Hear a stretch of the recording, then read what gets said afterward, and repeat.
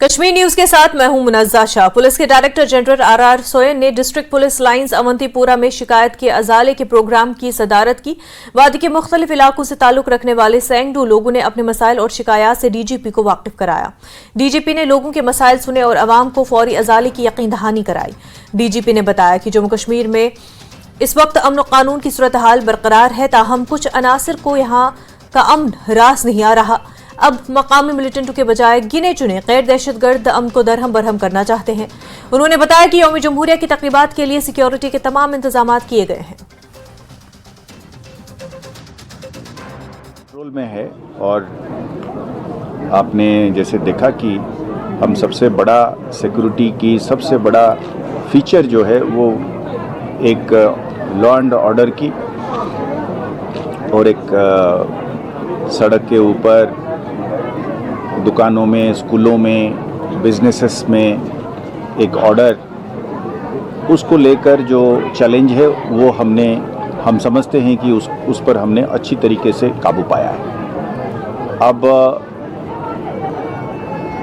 2-4 terrorists बाहर से आकर ये एक नया चैलेंज हमारे लिए ज़रूर बना है कि पार से लोग इन्फिल्ट्रेट करके चोरी छिपे आके यहाँ पे कुछ चंद लोगों के साथ मिलकर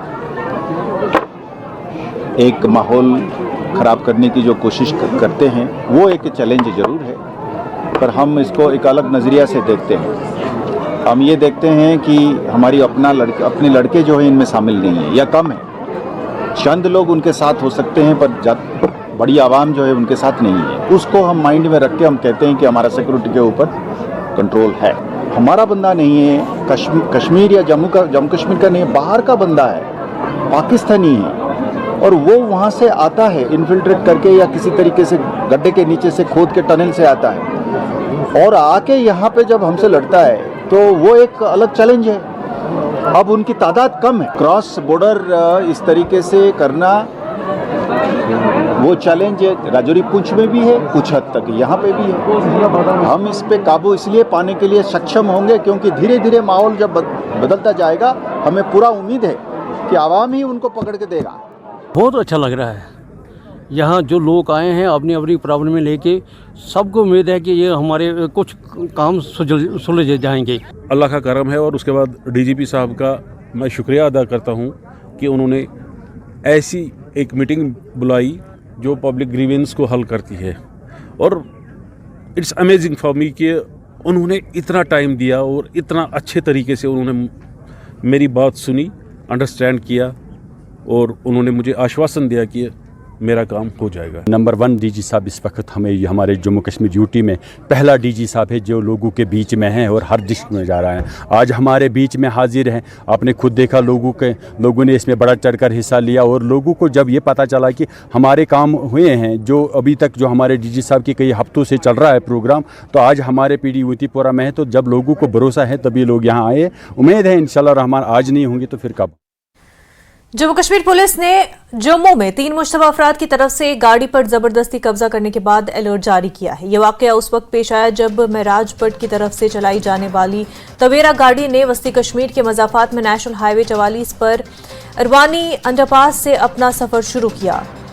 टंगन बाईपास पर यह वाकया पेश आया है। गाड़ी जम्मू के इलाके में उस वक्त दाखिल हुई जब जम्मू में उतारने की उनकी दरखास्त को मुस्तरद कर दिया गया।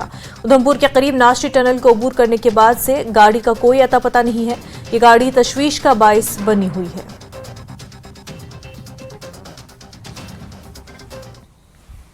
जम्मू कश्मीर बीजेपी के सदर रविंद्र रैना ने जम्मू में पार्टी हेडक्वार्टर में जम्मू कश्मीर के 5 पार्लिमानी हलकों के इंचार्ज के साथ कई अहम मीटिंगों की सदारत की। तमाम लोकसभा सीटों पर हल्के की सतह पर पार्टी को किस तरह मजबूत किया जाए, इस पर बातचीत की गई। पार्लिमानी इंतखाबात के लिए हिकमत अमली को भी हतमी शक्ल दी गई।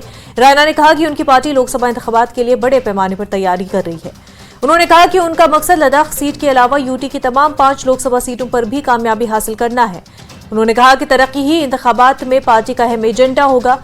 उन्होंने अपोजिशन जमातों को भी निशाना बनाया और कहा कि उनके पास कोई बुनियाद नहीं है और उन्हें आने वाले लोकसभा इंतखाबात में वोटरों के जरिए मुनासिब जवाब मिलेगा। भारतीय जनता पार्टी के सभी मंडल अध्यक्ष आज आगामी लोकसभा के जो पार्लिमानी इलेक्शंस हैं उसकी तैयारी के सिलसिले में उनके साथ हमने गुफ्तगू की है। बीजेपी जम्मू कश्मीर की 5 और लद्दाख की जो पार्लियामेंट्री सीट है पूरी ताकत के साथ इलेक्शन लड़ेगी और जो काम मोदी साहब ने किए हैं वो घर घर हम पहुंचाएंगे।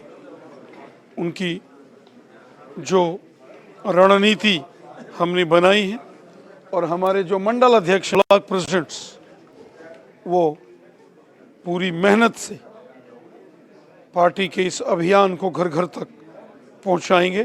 इसको लेकर पार्टी ने पूरी रणनीति आज बनाई है। बीजेपी अभी तक तो हम 5 की 5 सीटें खुद लड़ रहे हैं। आज भी हमने 5 जो पार्लियामेंट की सीट्स हैं उनके वर्कर्स को हमने यहाँ बुलाया है। सभी ब्लॉक प्रेसिडेंट्स, मंडल प्रधान यहाँ आए हैं, सीनियर लीडर्स आए हैं। हम अपने दम से इलेक्शन लड़ेंगे और जीतेंगे, क्योंकि मोदी साहब ने जो काम किए हैं गरीबों के, ज़ईफ़ों और बेसहारा लोगों की जो खिदमत मोदी साहब ने की है उसके दम पर हम इलेक्शन लड़ेंगे। हम डेवलपमेंट के नाम पर इलेक्शन लड़ेंगे। अमन और खुशहाली जो जम्मू कश्मीर में आई है, जो हिंदू मुसलमान सिख ईसाई आपस में इतिहाद भाईचारा मजबूत हुआ है, इसकी मजबूती के लिए काम करेंगे, डेवलपमेंट के काम करेंगे, गरीबों और ज़ईफ़ों और बेसहारा लोगों की खिदमत के लिए काम करेंगे। क्या दफ्तर भी खुलेंगे अब इसके? दफ्तर हर जगह खुलेंगे। जम्मू कश्मीर के चीफ इलेक्टोरल ऑफिसर पीके पोले ने कहा है कि वो जम्मू कश्मीर में लोकसभा इंतखाबात के पुरअमन इनकाद के लिए कमर बस्ता है। जम्मू में न्यूज़ 18 के साथ खसूसी गुफ्तगू करते हुए पोले ने कहा कि उन्होंने 4 माह की तवील खसूसी समरी रिवीजन के बाद यूनियन टेरिटरी की हतमी इंतखाबी फहरिस्त शाया की है। इसके नतीजे में 2,31,000 से नए वोटर्स का इजाफा हुआ है और उन्होंने कहा कि इससे जम्मू कश्मीर में अब वोटरों की कुल तादाद 86,93,000 हो गई है। उनमें 44,35,000 मर्द और 42,58,000 खवातीन शामिल हैं। पोले ने कहा कि सिक्योरिटी सबसे अहम मसला है। उन्होंने कहा कि खास तौर पर वादी में इंतखाबात के पुरअमन इनकाद के लिए उन्हें काफ़ी फोर्सेस मिलेंगी। उन्होंने उम्मीद जाहिर की है कि कश्मीर के वोटर आने वाले इंतखाबात में बगैर किसी खौफ के बड़ी तादाद में वोट डालेंगे।